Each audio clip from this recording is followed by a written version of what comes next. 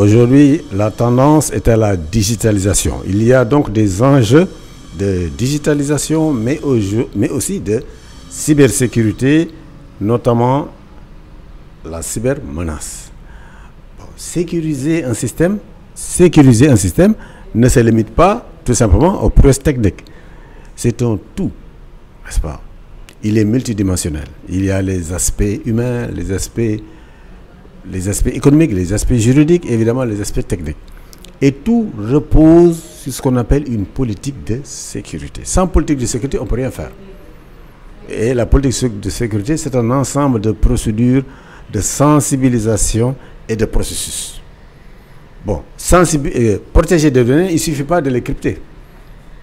Il faut déjà avoir une politique de sécurité, sensibiliser tous les acteurs. Parce qu'en matière de cyberdéfense, tout le monde est concerné.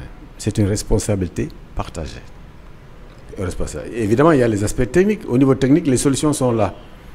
Mais même si vous avez des solutions techniques, vous rentrez dans une entreprise qui a des activités critiques.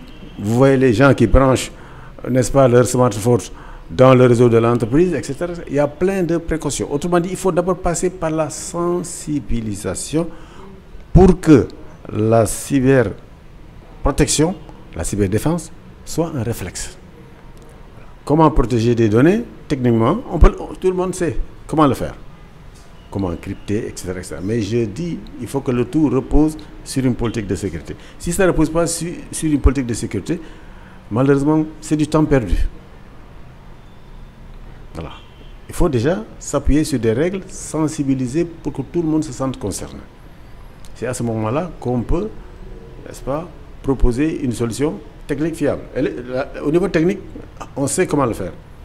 Mais si vous le faites sans vous appuyer sur des processus et des règles bien connues, ça ne sert à rien.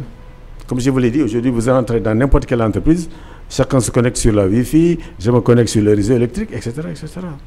Autrement dit, tout le monde digitalisé est en danger. Je dis le monde entier. Tout le monde est sous la menace d'une cyberattaque. Que ce soit l'Afrique, que ce soit l'Afrique, que ce soit les autres continents. Maintenant, il faut prévoir, il faut anticiper. Voilà. Il faut anticiper sur cette cybermenace. C'est ce que font plein de pays, notamment les pays développés.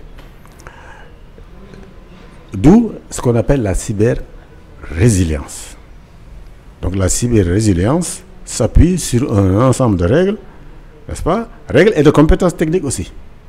Il y a un ensemble de règles à l'échelle d'un territoire, à l'échelle des entreprises, à l'échelle des petites et moyennes entreprises. Mais le tout aussi suppose qu'on a les compétences techniques. Autrement dit, aujourd'hui, l'Afrique souffre d'un retard structurel, mais aussi, je suis désolé, de compétences techniques. Et c'est dans cet objectif-là que nous formons les élèves pour qu'ils aient la compétence technique et aussi les sensibiliser sur les enjeux de cybersécurité, de cybermenace. Voilà. Donc, ces élèves, au bout de 2 ans, ils ont obtenu leur diplôme BTS en cybersécurité, plus quand même, ils ont des compétences multidisciplinaires, notamment dans le domaine, au moins tridisciplinaire, hein, dans le domaine de l'informatique, dans le domaine des connaissances en télécom et aussi en microélectronique. Plus, bien sûr, la sécurité elle-même. C'est dans cette perspective que nous avons proposé ce BTS. Aujourd'hui, au départ, il y a eu 6. J'espère que bientôt, il y aura des milliers d'élèves qui vont s'inscrire. Parce que j'estime qu'il n'y a pas assez de compétences, il n'y a pas assez de masse critique de compétences au Sénégal. Si vous allez en Inde, on forme plus de 100 000 ingénieurs par année. En Chine, on en forme plus de 400 000. Aujourd'hui, rien ne nous empêche de former des milliers et des milliers et des milliers de jeunes dans le domaine du métier et en particulier dans le domaine de la cybersécurité et de la cybermenace. Donc ça, c'est le premier pas. C'est historique que vous venez de le dire parce que c'est la première fois qu'on organise un examen d'État. Ça veut dire que c'est un diplôme de l'État du Sénégal.